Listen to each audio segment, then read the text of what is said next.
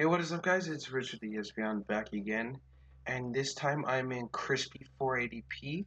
I bet you it's really nice to see me like this, but alright. I left my tripod at home, so I'm not really able to record with my phone. I mean, I can, but it will probably be really difficult to set up, so I just decided to go with the most convenient option at this point, which is just my laptop's webcam. So, it on December 5th, it was my birthday and I turned 17 years old, which is quite a journey if you really think about all the stuff that I went to. If you know who I was, like if you knew me as a friend and personally, you would have known how much of a journey this was. And on December 5th, okay, yeah, just had to wait for it to focus. But anyways, on December 5th, I actually went to my first ever Project M tournament, and it was just my first tournament in general. And I just wanted to give you guys my little input and my little like experience that I had. So firstly, it was the trip there. It was kind of far. I mean, it was CFL, Central Florida, in Central Florida, and it was out in Winter Park. And I'm still here, like out west. I'm a little more to the west, so it takes me. It's like almost three quarters of an hour just to get there. And it took a little while. My dad took me, but it didn't matter. There was still like some traffic while we were traveling there, and there was also, I mean, a couple of wrong turns that we made, so it kind of made an impact on my performance at the tournament. So when I arrived, I uh, so when I actually arrived at the tournament, I greeted the counter guy, and I believe he said, "We've been expecting you." And I actually accidentally gave him my venue and competition money by accident. But then, um, the TO of the tournament, Dan, which he's known by the tag Danimal, he went to go get that money back. And it was my mistake that I did. I didn't know it was my first tournament. Again, I'm not joining you. It's my first ever tournament. I didn't know what to do. I thought that guy was part of the team.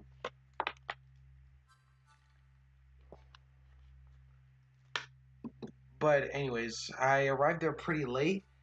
Singles was supposed to start at 7, but instead it was doubles, which kind of made an impact. And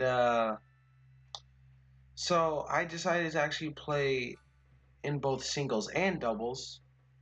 I was originally going to play singles, but there was sort of a problem going out with the doubles, and there was this one guy who needed a partner. His name was Disco, and I just decided, hey, why not? I'll be his doubles partner, even though I am not a really good doubles guy. For me, it's all about the singles life, because sometimes it's good to go solo. But playing doubles wasn't actually that bad. But let me tell you a few things, all right? Because I arrived so late, I was not able to like ease myself. I was super nervous and shaky when I got to the tournament. I I didn't know if I could play friendlies or not. It was like around 6:55, so I was worried like, did I have to start singles right away? But it turns out during that time I could have definitely played a lot more friendlies. Like if if you go to your first tournament, like of any Smash game, play friendlies before the competition actually starts. It will help you greatly. It will ease you down. Probably, I'm not entirely sure. If I if I played friendlies, I would have become a little more eased. But maybe if you play friendlies, you'd probably still be a little nervous. I'm not entirely sure. I don't know you. I'm just a guy sitting in front of a camera. But seriously, friendlies do have an impact on when you actually play tournaments.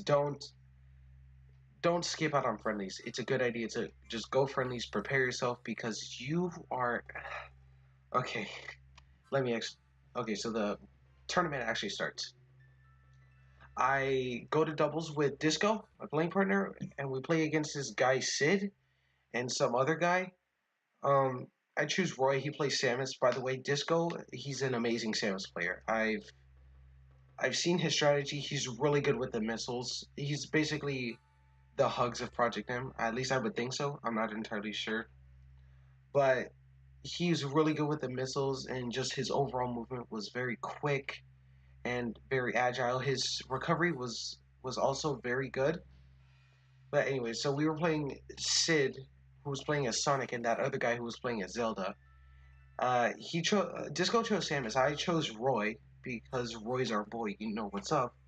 And admittedly, I was super shaky. I was very nervous. My hands were shaky. Everything was just weak, kind of like crinkled up. Like, I was so constricted. I didn't know what to do. I mean, I did know what to do, but I just didn't know how to execute it. So, first first set of round one, we get knocked down 2-0. Soon enough, we go to losers round one. Surprisingly, we were actually able to take a victory, but it still ended up being like 2-1. Also, I forgot to mention, Dan, he accidentally marked me as another player instead of my actual tag, Man of Espions, but it was alright. I mean, I still took 21st place. That was last place, right? So, anyways, during that time, yeah, I talked with Disco a little bit. He was a pretty cool guy. Um, I actually tried to play friendlies, um, before actually starting singles, which was surprising because, like, as I told you before, singles was technically supposed to start at 7, and doubles was supposed to start at 6. I'm not entirely sure if it did or not, but it was probably because of that, little issue that um, the tournament was having with doubles, an uneven amount of teams, or an uneven amount of people in teams. But anyways, um, so while I was starting, so while I was playing friendlies, I met this guy. He's a really good Falco player, really great. Let me just Yes, yes, I was right in remembering what his name was. His name was Elliot. He's a fantastic Falco player in Project M. He was nasty. He was doing stuff that I think the Shiz Wiz would actually do. It was just crazy. Um, I just couldn't keep up. It was incredible. And remember, this was in friendlies. I was getting prepared for singles, and I just didn't know what to do. I just got, I got smacked. I got my cheeks clapped, and it really put me in the perspective of truly the new player when it comes to a tournament. Like when it comes to PM, I actually know my techniques. I know my techniques. Like obviously there's wave dashing, L canceling, short hopping. I know all of those, but I also know some other techniques like edge canceling, shield drop. Though I'm not able to get it consistently because I got a sort of janky controller. I mean, I'm not sure if you remember, but it's the PDP wired fight pad. I used that because I didn't have a GameCube controller at the time, and this was just only like a couple days ago. I'm still trying to look for one. But anyways, I played this guy Elliot. Oh my goodness, he is just so good with Falco. The shine is strong with this one. Um, I I didn't know what to actually do. I tried going with Falco. I just got destroyed. Tried going with Roy, eviscerated. I couldn't do it. I couldn't shake him. I tried going Falcon, also just destroyed. Destruction. But he actually tells me that he actually plays melee. Uh, and I think Project M was just like a little side thing for him. But in melee he plays Marth. I also played as Marth. Just unbelievable what he did. It was just so hard to beat. But anyways, I actually gone to singles round one. I faced this guy Cosp in like a first. I faced him in like a Falcon Ditto. I believe, or was that? I'm not entirely sure. But okay, I remember now. First I went Falco against his Fox in Yoshi's Story. Obviously destroyed immediately right away. And I think the next round was when I played his Falcon in a Falcon Ditto. And again, just destruction. I was utterly manhandled. I couldn't do anything about it. I was super shaky, nervous against like, oh, these guys are really good.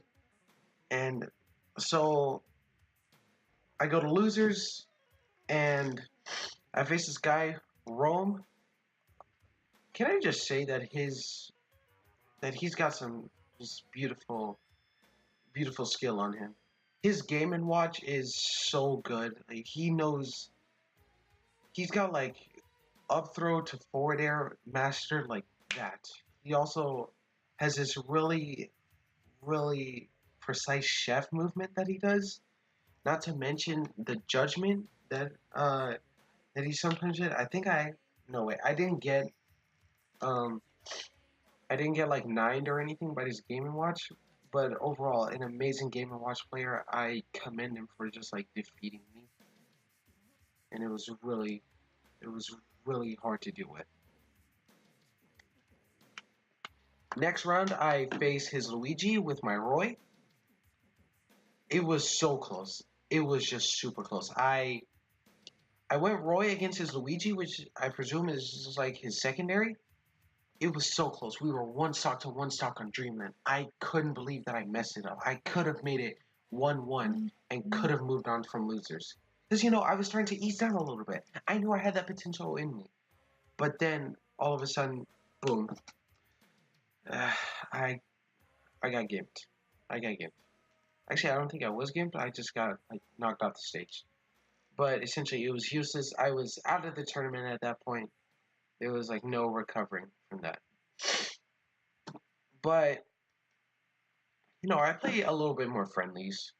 Um, oh yeah, there was also this guy. His name was Zach, and he told me about this really interesting thing called the Smash Stick. It's basically an arcade stick, with a GameCube controller plug-in, and I thought it was very interesting. I tried it out. It was so difficult just to like, match my fingers up um, to what buttons were which, and trying to actually figure out how to actually move properly with the arcade stick because there was an arcade stick, right, like the joystick, and then the buttons really hard to match my fingers up with which buttons were where. It's very difficult to like adapt to a new controller when you've been used to one so long. I bet you it is. And I still wonder like this isn't Smashbox. This isn't the box. But I still wonder how people are actually able to play with stuff like arcade sticks in Smash Bros. And I don't know how they actually play it, but I can understand what the appeal is. And he tells me, Zach, the one who brought the Smash Stick, he tells me about like how the the Smash Stick is specifically meant for people who have hand problems and aren't able to move their hands very precisely on like traditional controllers. And he told me that exact thing happened to him, and he told me that he didn't know if he was going to play video games ever again or not. But along comes this company with the Smash Stick, and he's able to play like PM again, probably Melee too. I'm not entirely sure, but he was a really nice guy. I tried it out. It was admittedly I thought it was a little janky, but again, that's just me being used to like a traditional controller. But it was very cool to try out for the first time. I didn't actually think that we would see something like that at a tournament. Well, just me specifically. I'm not sure if he's actually been attending there since like the first, maybe somewhere before me, or this could have very well been his first time as well. Excuse me. But during the time after I got knocked out of bracket, I just decided to play some friendlies. Decided to look around, see what was going on, and I saw some doubles matches, which were pretty cool. Um, I saw like a few extra singles matches. Those were very impressive.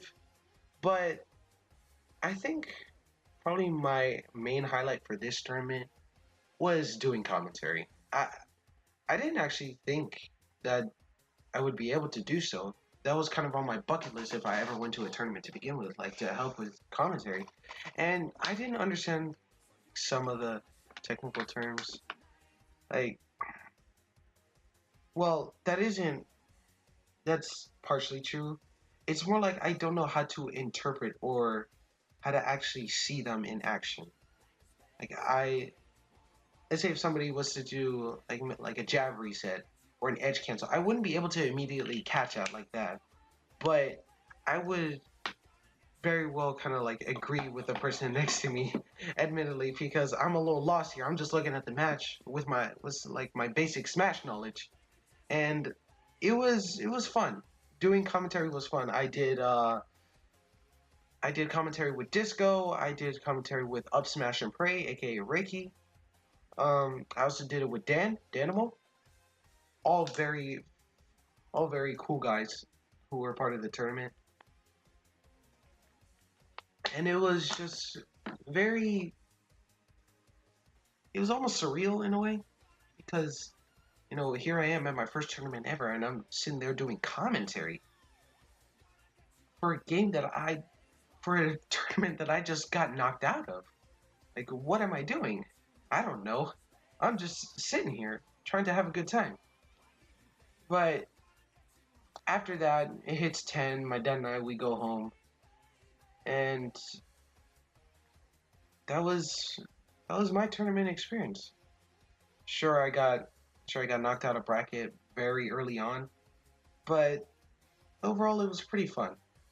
And you know, it was definitely something that I want to do again. And it turned out that this tournament is a monthly. It's on the first Wednesday of every month, which hopefully I will attend the one in January and actually get prepared a little bit more. Because okay, so if you're if you're gonna go to the tournament, here's here's my uh here's my 2 cents. All right, obviously, first just be nice to everyone. All right, sure, a little bit of trash talk can go around. Whatever, it's cool. It's like a tournament. It's supposed to be for fun, except not really. It's a tournament for a reason. It's supposed to be for competition. But just try to have fun at this tournament and be respectful to the people around you. All these people, especially the ones that I met, they were really cool people. They were super relatable, and they all just knew how to play very well. It was fantastic actually seeing them in action. And secondly, which is obviously what I previously mentioned, always play friendlies before you actually enter brackets. All right? Because playing friendlies will definitely help you out in the long run. Just to make that clear. Mira. Hello. So as I was saying before, um, be sure to play friendlies because it will definitely help you out in the long run, and it will just help you like ease down a little bit.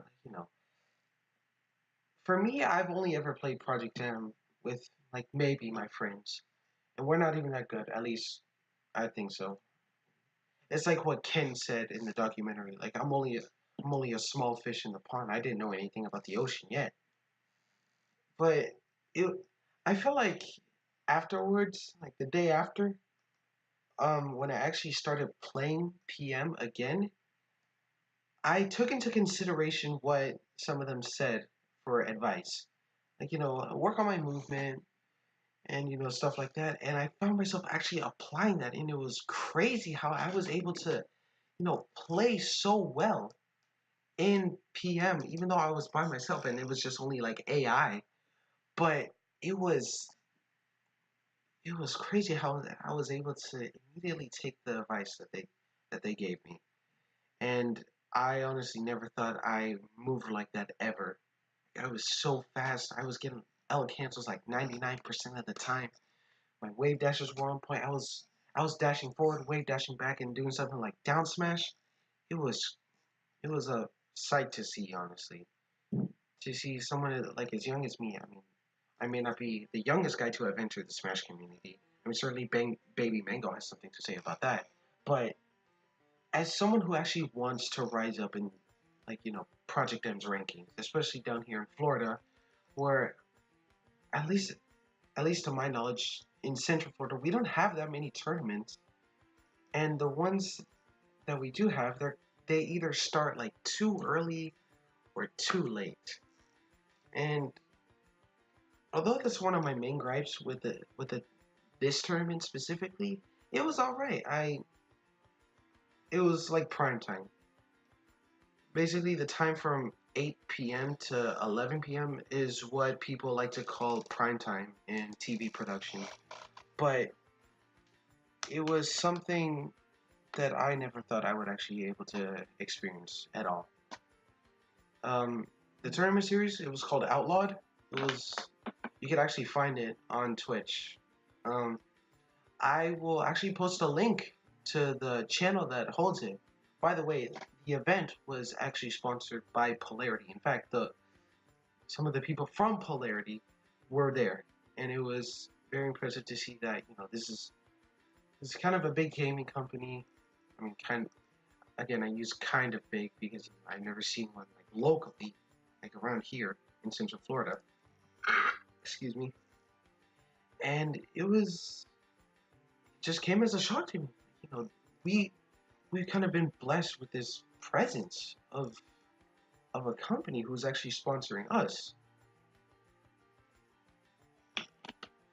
But I never actually thought I would go to a tournament ever, and I definitely want to go to the next one, with uh in January. Next time I will actually be able to capture some video next time, and I'll also be able to capture some more photos.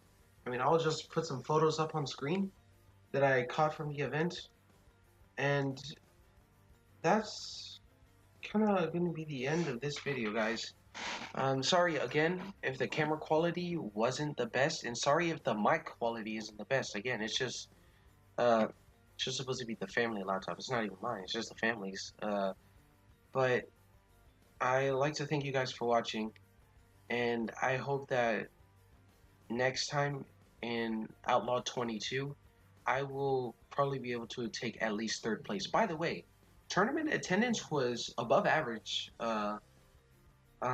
last time. So we actually went. I mean, I actually I've talked to the TOs over on Discord, and they told me that like average attendance was about like 10 people, maybe 11. But we had 21 people there, and I didn't think that would actually happen. But anyways, that's the end of the video. I'll see you guys next time. Take care. And Outlaw 22, I'll be given for at least third place. Maybe second. Who knows, maybe I'll even get first.